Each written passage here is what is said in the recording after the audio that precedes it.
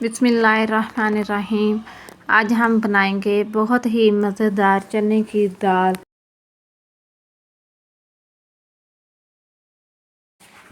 एक पाव मैंने चने की दाल ली थी।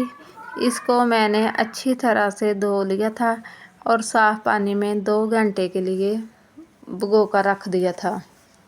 इस पानी को हम निकालेंगे नहीं, इसी में हम दाल को बॉईल करेंगे।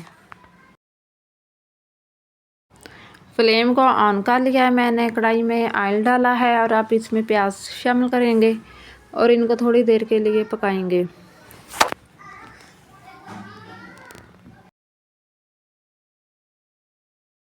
सात आठ मिनट तक मैंने प्याज़ों को पकाया है। जब हल्का ब्राउन होने लगे तो हम इसमें लहसुन और अदरक का पेस्ट शामिल करेंगे।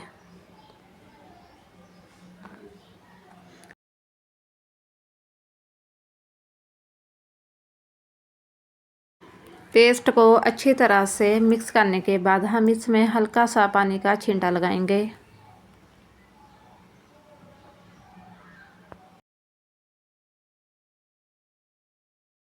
दरमियाने साइज़ के 3 टमाटर लेकर मैंने उसका पेस्ट तैयार कर लिया था। अब हम इस पेस्ट को इसमें शामिल करेंगे और इसको मिक्स करेंगे और इसका पानी खुश्क होने के लिए इसको छोड़ देंगे थोड़ी देर के लिए।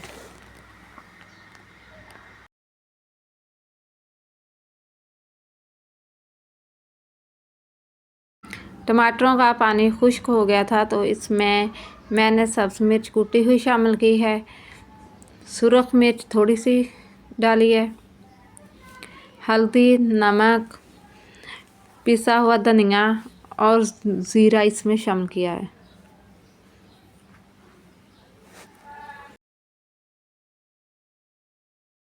इसको अच्छी तरह से मिक्स करेंगे और हल्का सा पानी का छींटा लगाएंगे ताकि ये नीचे ना लगे।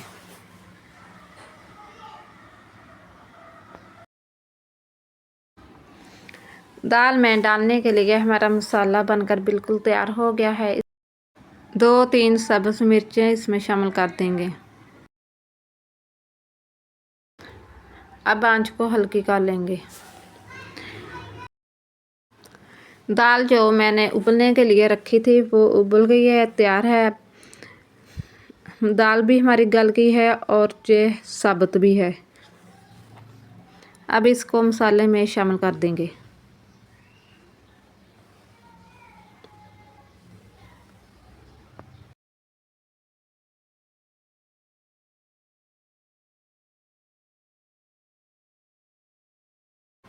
दाल को मैंने डाल दिया है, जो इसके साथ थोड़ा सा पानी था वो भी साथ शामिल कर दिया है।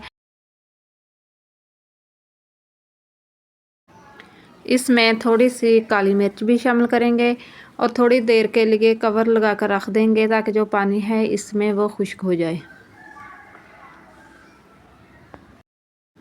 आप हमारी वीडियो को पूरी देखा करें, वीडियो को लाइक किया करें और कमेंट्स में बताया करें आपको हमारी रेसिपी कैसी लगी और चैनल को भी सब्सक्राइब करें। 5 मिनट के लिए हमने कवर लगा कर रखा था। 5 मिनट पूरे हो गए हैं और हमारी दाल पककर तैयार हो गई है। बहुत ही मज़े की दाल बनकर तैयार हुई है। इस तरीके से पकाएंगे तो आपकी दाल बहुत ही मज़े की बनकर तैयार होगी। देखें ये दाल गल भी गई है और साबुत भी है।